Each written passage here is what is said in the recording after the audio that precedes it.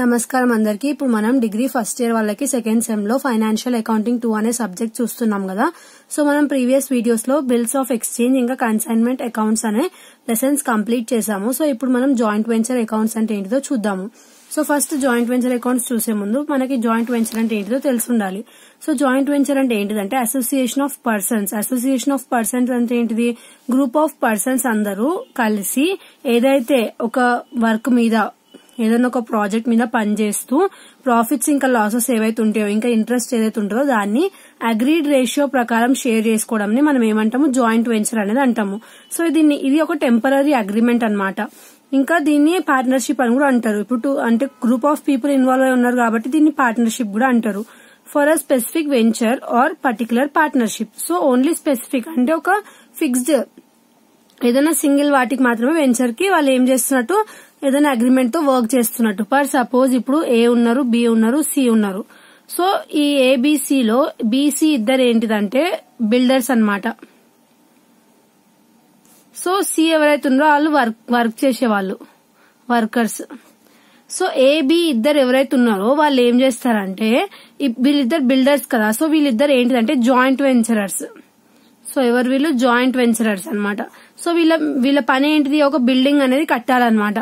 ఎవరు? ఏబి. వీళ్ళు ఎవరు హెల్ప్ తీసుకుంటారు? కొంతమంది గ్రూప్ ఆఫ్ పీపుల్ అంటే వేరే వాళ్ళ హెల్ప్ అనేది తీసుకుంటారు. బట్ వాళ్ళ గురించి మనకు అవసరం లేదు. జస్ట్ మనకి ఏబి అంటే ఎవరు? ఇప్పుడు బిల్డర్స్. వాళ్ళకి ఏం పని ఉంది? బిల్డింగ్ అనేది కట్టాలి. సో వాళ్ళు ఏం చేస్తారు? ఒక పర్టికులర్ బిల్డింగ్ కట్టే వరకే వాళ్ళిద్దరి మధ్యలో రిలేషన్షిప్ అనేది ఉంటది. సో ఒక్కసారి ఆ బిల్డింగ్ కట్టడం అయిపోతే వాళ్ళిద్దరి మధ్యలో రిలేషన్షిప్ అనేది ఏమవుతుంది? ఎండ్ అయిపోతుంది అనమాట. సో అందుకే ఇక్కడ మనకి ఏమన్నారు? టెంపరరీ రిలేషన్షిప్ అని అన్నారు. సో ఒక స్పెసిఫిక్ వెంచర్ ఏదైతే ఉంటుందో అది ప్రిపేర్ అయ్యే వరకు మాత్రమే వాళ్ళిద్దరి మధ్యలో రిలేషన్షిప్ అనేది ఉంటది. ఆ తర్వాత ఏమవుతుంది? ఎండ్ అయిపోతుంది అనమాట. Next features of joint venture. So ఇది ఒక పార్ట్నర్షిప్ అంట. ఇందులో 2 or more పర్సన్స్ ఇన్వాల్వ్ అయి ఉంటారంట. ఇంకేమవుతుందంట? The business is dissolved after the venture is terminated. So ఒక్కసారి వెంచర్ అనేది కంప్లీట్ అవ్వగానే వాళ్ళిద్దరి మధ్యలో ఏదైతే రిలేషన్షిప్ ఉందో ఇంకా ఏదైతే వాళ్ళిద్దరి మధ్యలో అగ్రిమెంట్ ఉందో అది ఏమవుతుంది? ఎండ్ అయిపోతుంది అనమాట. ఇంకా ఏదైతే బిజినెస్ లో అంటే ఆ వెంచర్ లో ఏవైతే మనకి అసెట్స్ ఉన్నాయో మనం రిసీవ్ చేసుకుంటున్నారో వాళ్ళు వెంచరర్స్, అది ఎలా ఉంటుందంట? క్యాష్ రూపంలో ఉంటుందంట. ఇంకా లయబిలిటీస్ ఏవైతే పే చేస్తారో అవి ఎలా ఉంటుందంట? క్యాష్ రూపంలోనే ఉంటుందంట. Next it does not use firm name. So దీనికి పర్టికులర్ గా ఫర్మ్ నేమ్ ఉండదు. ఇప్పుడు మీకు డౌట్ రావచ్చు పార్ట్నర్షిప్ కి ఇంకా ఈ జాయింట్ వెంచర్ కి డిఫరెన్స్ ఏంటిది అని. సో పార్ట్నర్షిప్ లో 2 పర్సన్స్ ఉంటారు. ఇంకా పర్మనెంట్ రిలేషన్షిప్ అని ఉంటది. ఒకవేళ వాళ్ళకి లాసెస్ నడుస్తున్నాయి అంటే వాళ్ళంతటా వాళ్ళే బిజినెస్ ని వైండ్ అప్ చేయడం తప్ప వాళ్ళకి ఏం రిలేషన్షిప్ అనేది ఎండ్ అవ్వదు అనమాట. బట్ జాయింట్ వెంచర్ లో అలా కాదు. వాళ్ళు ఒక వెంచర్ మీద వర్క్ చేస్తారు. వన్స్ అది కంప్లీట్ అవ్వగానే వాళ్ళ రిలేషన్షిప్ అనేది ఎండ్ అయిపోతుంది అనమాట. సో అందుకే ఈ జాయింట్ వెంచర్ లో firm name, particular firm name అనేది ఉండదు. ఇప్పుడు పార్ట్నర్షిప్ కి ఏదైతే వాళ్ళు ఫర్మ్ కి నేమ్స్ పెట్టుకుని అలా నడిపిస్తారో బిజినెస్, బట్ జాయింట్ వెంచర్ కి అలా ఫర్మ్ నేమ్ ఏం అవసరం లేదు. వన్స్ ఒకసారి ఏదైనా బిజినెస్ చేద్దామంటే ఏదైనా వెంచర్ కి వాళ్ళు అగ్రిమెంట్ చేసుకుంటే అది కంప్లీట్ అవ్వగానే వాళ్ళ రిలేషన్షిప్ అక్కడికి అయిపోతుంది. ఇంకా నెక్స్ట్ ఇది ఎలా ఉంటుందంట? మనకి ఈ జాయింట్ వెంచర్ లో గోయింగ్ కన్సర్న్ కాన్సెప్ట్ అనేది యూజ్ అవుతుందంట. ఇందులో మనకి జాయింట్ వెంచర్ అనే అకౌంట్స్ బుక్ లో మనకి మనీ కాన్సెప్ట్ ఎలా ఉంటుందంట? గోయింగ్ కన్సర్న్ కాన్సెప్ట్ లో ఉంటుందంట. నెక్స్ట్ ఏదైతే మనకి ఇన్కమ్ క్యాల్కులేషన్ ఉందో అది చాలా సింపుల్ గా అవుతుందంట. ఇంకా ఏవైతే ప్రాఫిట్స్ లాసెస్ అవి ఏవైతే ఉన్నాయో అవి ఏం చేస్తారంట? కోవెంచరర్స్ ఎవరైతే ఉన్నారో కోవెంచరర్స్ ఉంటారు కదా. సో వాళ్ళు అగ్రీడ్ రేషియో ప్రకారం షేర్ చేసుకుంటారంట. ఇంకా ఇది చాలా షార్ట్ పీరియడ్ కు ఉంటుందంట. ఫర్ సపోజ్ ఇప్పుడు ఒకవేళ ఒక బిల్డింగ్ అగ్రిమెంట్ ఉంది, ఒక 2 months లో బిల్డింగ్ కట్టేస్తే అక్కడికి ఆ బిల్డర్స్ ఇద్దరు ఏమైతే అగ్రిమెంట్ అనేది ఎండ్ అయిపోతుంది. ఎవరైతే వాళ్ళు బిల్డింగ్ కట్టిమని అన్నారో వాళ్ళతోని ఇంకా వీళ్ళకి ఇంకా సంబంధం ఉండదు, అయిపోతుంది ఇంకా అక్కడికి.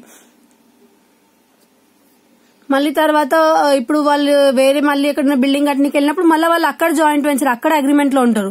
అది అయిపోగా మళ్ళీ అక్కడ ఎండ్ అయిపోతుంది. మళ్ళీ వేరే దగ్గరికి ఒకటే దగ్గర ఫిక్స్డ్ అలా ఉండరు వీళ్ళు. అలా ఒక దగ్గర అయిపోగానే పని అక్కడ ఎండ్ అయిపోతుంది. మళ్ళీ వేరే దగ్గరికి వెళ్తారు, మళ్ళీ అక్కడ. సో అలా డిఫరెంట్ గా వెళ్తుంటారు. సో అందుకే ఇక్కడ టెంపరరీ అని ఉంది. సో నెక్స్ట్ జాయింట్ వెంచర్ ఇంకా కన్సైన్మెంట్ కి డిఫరెన్సెస్ ఏంటిది? మనం ప్రీవియస్ వీడియోస్ లో కన్సైన్మెంట్ చూసాం కదా. సో ఇప్పుడు దానికి ఇంక ఈ జాయింట్ వెంచర్ లెసన్ కి డిఫరెన్స్ ఏంటిది అనమాట. సో ఏంటిది? ఫస్ట్ రిలేషన్షిప్ అనేది ఎలా ఉంటది? జాయింట్ వెంచర్ లోనేమో ఓనర్స్ ఉంటారు. 2 people మధ్య రిలేషన్షిప్ ఏంటిది? జాయింట్ వెంచర్ లో ఇద్దరు ఓనర్సే ఉంటారు. అదే కన్సైన్మెంట్ లో ప్రిన్సిపల్ ఏజెంట్ అంటే ఓనర్ ఇంకా ఏజెంట్ రిలేషన్షిప్. అదే ఓనర్షిప్ ఆఫ్ గూడ్స్ లో ఎవరి దగ్గర ఉంటది మనకి జాయింట్ వెంచర్ లో? కో వెంచరర్స్ దగ్గర ఉంటది, అంటే ఇద్దరు దగ్గర ఉంటది. అదే ఇక్కడ కన్సైన్మెంట్ లో ఎవరి దగ్గర ఉంటది? కన్సైనర్ దగ్గర ఉంటది. ఏజెంట్ గూడ్స్ అమ్మడానికి తీసుకుంటాడు, బట్ ఓనర్షిప్ ఎవరి దగ్గర ఉంటది? కన్సైనర్ దగ్గరనే ఉంటది. Next continuity. It is terminated as soon as the venture is over. ఒక్కసారి వెంచర్ అనేది కంప్లీట్ అవ్వగానే బిజినెస్ అనేది అక్కడికి క్లోజ్ అయిపోతుంది. Will continued even after one transaction. ఇప్పుడు ఒకవేళ ఏజెంట్ కి కొన్ని గూడ్స్ ఇచ్చినట్టు 100 గూడ్స్ అమ్మమని, ఎవరు? కన్సైనర్. అవి అమ్మడం అయిపోయిన తర్వాత మళ్ళీ కన్సైనర్ ఇంకా పంపొద్దని ఉందా? కన్సైనర్ కి గూడ్స్ పంపొచ్చు అతనికి నచ్చినన్ని. సో అందుకే ఇట్ విల్ బి కంటిన్యూడ్ అని చెప్పి ఇచ్చినారు ఇక్కడ మనకి. Next profit earned. ప్రాఫిట్ ఎవరు తీసుకుంటారు? ఇక్కడ కో వెంచరర్స్ తీసుకుంటారు. ఇక్కడ ఎవరు తీసుకుంటారు ప్రాఫిట్ అనేది? కన్సైనర్ తీసుకుంటాడు. కన్సైనర్ కి ఏమి ఇస్తారు మళ్ళీ? మొత్తం ప్రాఫిట్ కన్సైనర్ తీసుకుంటారు అంటే కన్సైనర్ కి కమిషన్ అనేది ఇస్తాడు. Next account sales. Account sales అనేది ఏమంటదంటే it is not sent by one coventurer to another.